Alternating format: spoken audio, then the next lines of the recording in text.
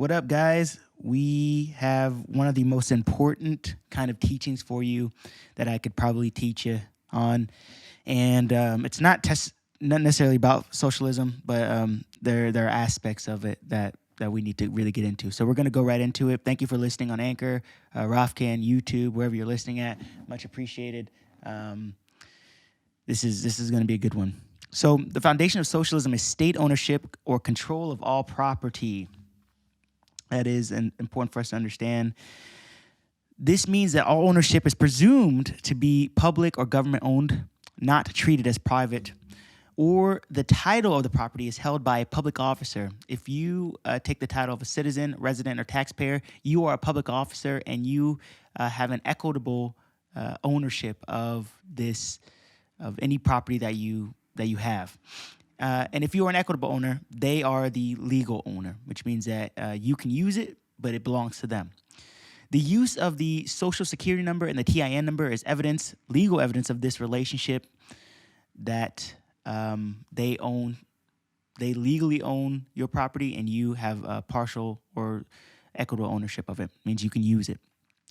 If you want private property, you must insist on both. You must learn the law and enforce the laws of public property.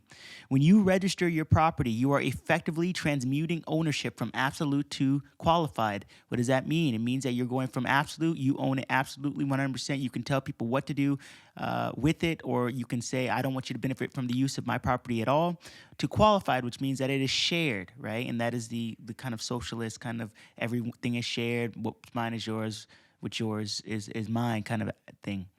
So, and we're going to be talking about this important point of register here. That's going to be really, really important here coming up pretty soon. This requires, I'm going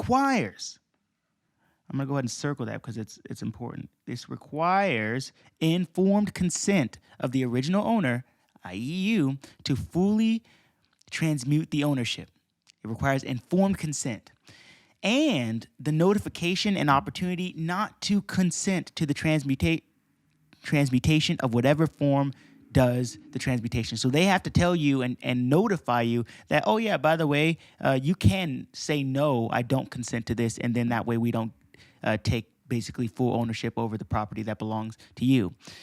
If they don't do this, there is an illicit, illegal fraud being perpetuated upon you. And to be honest, that fraud is perpetuated on us all the time, nonstop, every time that we register or sign up for something. So moving on, we're going to be talking about the dark side of registration. And this is coming from Bursting Bubbles of Government Deception. These are free PDFs. You want to look them up. Or How I Clobbered Every Bureaucratic Cash Confiscatory Agency Known to Man. These are just people's personal testimonies about how to basically defeat this tyrannical government. We're going to go right into it. Very important stuff to learn here. Registration versus recording. Registration comes from the Latin words rex and regis, meaning regal. Handing the legal title to the crown. That means that you're giving it over to somebody who has more authority, more power. You are a lesser person in that relationship. When you register anything with the public, it releases the title, the legal title to the government corporation and leaves you only with the equitable title. That means the right to use but not to own. You don't own it fully. For that use, for your use of your own property that you have given to them, that you have signed over to them, you will pay a tax, which is every tax, be it income tax, the sin tax, the sales tax, or the property tax. So any tax that you pay, you are paying a tax for the use of not your property, but somebody else's property as soon as you have signed it over to them, as soon as they have tricked you into signing it over to them and transferring it from from private property to public property. Now, so it doesn't appear that the government actually owns the property. This is how they trick us. Which you have registered, they put it in a name which so much resembles yours, literally exact, like every letter is exactly the same. It's just in all caps. But it resembles yours so much that you don't even suspect it. However, that name is owned by the government. So for example, if you register your car, you're going to use your name, right? They're going to put it all in capital letters. And once they put it all in capital letters, that capital letter person becomes a driver. That franchise or that status as a driver is legally owned property of the government. So that name, that is what you register it under, and under that person, that's what it belongs to. But that person is belonged by the government. So it is so deceptive, so very deceptive, guys. That's how they do it. So if you choose to record your legal title to your property with the public, then you maintain your status as the title owner. And this is one of the most important things that we can probably learn for the sake of the commercial affairs. So the best example of the effects of the registration is the birth certificate. Now, we're going to get into some pretty heavy stuff here, guys. This is stuff that you may not have known. It is going to collect a lot of probably emotions and frustration for you, but I have to give you a little bit of prerequisite history so that way you can understand how this whole system works. And man, it is frustrating to say the least. I'll tell you that. So we'll move on here. Here's our prerequisite history. The USA, the first point you need to know is that the USA is bankrupt. In 1933, the U.S. government was threatened by financial emergencies that threatened the legitimate constitutional duties. Here is Roosevelt here, President Roosevelt signing something into power here, some legislation. Emergency Banking Act is what he signed, and on March 9th, 1993, and it was declared by President Roosevelt being bankrupt and insolvent. That is when America, the USA, the United States of America became bankrupt. Now, instead of resorting to direct taxes to collect funds, as was allowed by the Constitution, the government went bankrupt. So the Constitution allows for, if in a state of financial emergency, for them to actually say, hey, from all the constituents that actually live here and benefit from the land and the resources, we're going to need some help. So can you please give us a little bit of tax, and so that way we can take care of this debt? That is allowed by the Constitution. But instead of doing that, the government actually went bankrupt. The second point you need to know is that a bankrupt entity cannot operate in commerce. So there's no operation in which they are that they can't operate in commerce. I guess that's just the simplest way to say it. When the government declared bankruptcy in 1933, it was put under the control of a receivership governed by its creditors, that is the international and world banks. And I believe it's the International Monetary Fund, but don't quote me on that. But world banks, international banks, they gave the U.S. money, but now these banks are their creditors, okay? Here's the third thing we need to understand. The only asset the USA has is the labor of its people. Now, this is the part that's very frustrating and very eye-revealing. The Americans are the collateral. Americans, me, you, everyone who lives here, we are the collateral for the interest on the loan of the World Bank. How so? Well, the federal lands were already mortgaged, so the federal government had to secure more collateral as a surety on the country's debts.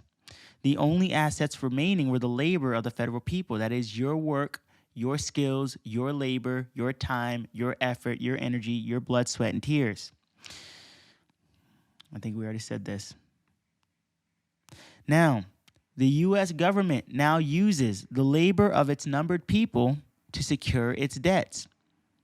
To secure the pledge of its creditors, the U.S. has a duty to manage and protect these assets, to keep them healthy. That's why, well, we'll go into that in a second. And provide for the welfare and enforce their obligations. This is what the U.S. government has a duty to make sure that you're fed, taken care of, clothed, and that's why there's all these, social security and housing and welfare. That's the reason for all of this stuff. Again, Social Security, welfare, housing, disaster relief, and terrorist relief. This money does not come from the government. The government has no money to work in commerce, but by foreign authorities who loan the government money, i.e. these international banks. Now, let's get into this birth certificate. This is probably even a more frustrating part. Each of us is registered via application for the birth certificate. Now, the Treasury has issued a bond and does issue a bond on the birth certificate, and it is sold at a securities exchange and bought by the Federal Reserve Bank.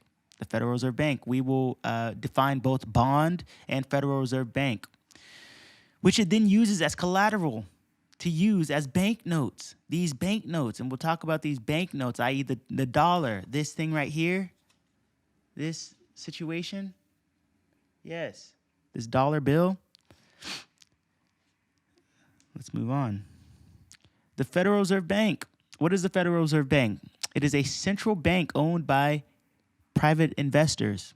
What is the purpose of the Federal Reserve Bank? It is to manipulate the transfer of privately owned property back to themselves. So to take your private property and transfer it back to themselves so that they have full ownership over you and everything else.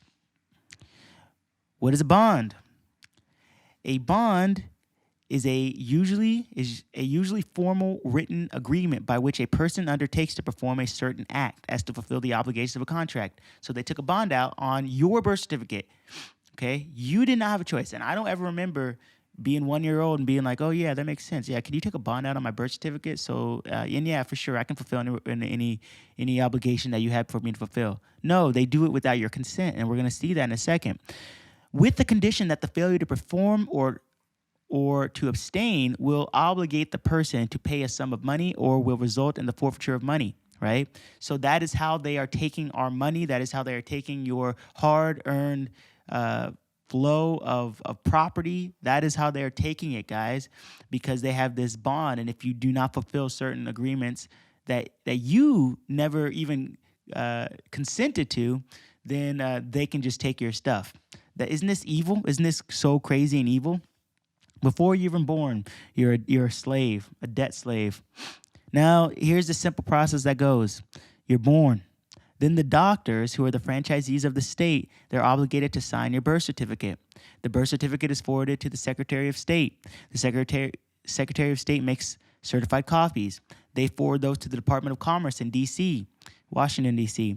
They make certified copies. Then they forward those to the International Monetary Fund in Brussels, Belgium. This is that bank I was talking about. These international bankers basically control everything. The U.S., in order to provide necessary goods and services, created a commercial bond, a promissory note. You guys want to know what a promissory note is? Boom, here it is, a promissory note. This is a legal tender. By pledging the property, labor, life, and body of its citizens as payment for the debt. So whenever they're printing these things off, they're printing it by pledging your property, your labor, your life to them to print off as much of this as they want to in circulation. Fiat currency, which is backed by zero, backed by hope, and backed by air, nothing else. Now, the commercial bond